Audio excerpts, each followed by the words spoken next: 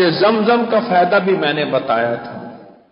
زمزم ایک اضطرابی اور وہبی لفظ ہے، عرشی لفظ ہے۔ اما ہاجرہ جب دیکھا کہ پانی بہ رہا اور بچے کے پاؤں پہ لگنے سے، جبریل کے پر لگنے سے اللہ نے چشمہ جاری کیا تو ان کے منہ سے بے ساختہ ایک لفظ نکلا تھا، وہ لفظ تھا زم زم، ٹھہر جا، رک جا، رک جا، رک جا، رک جا۔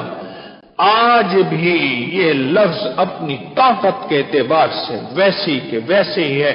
جب دیکھیں کہ کوئی دشمن آپ کا سامنا کر رہا اور دشمن نہیں رک رہا، اس کے لیے زمزم۔ کوئی آپ پہ حملہ کر رہا، وہ انسان ہے یا جانور ہے، زمزم۔ اور کوئی بچہ رونا نہیں چپ کر رہا تو اس کے لیے زمزم۔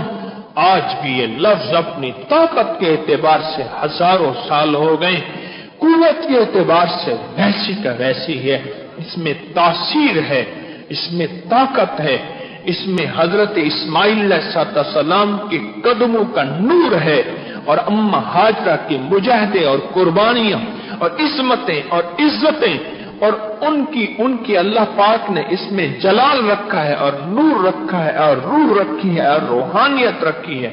آج بھی لفظ زمزم اپنی ایک تاثیر رکھتا ہے، تو خود زمزم میں کیا تاثیر ہوگی؟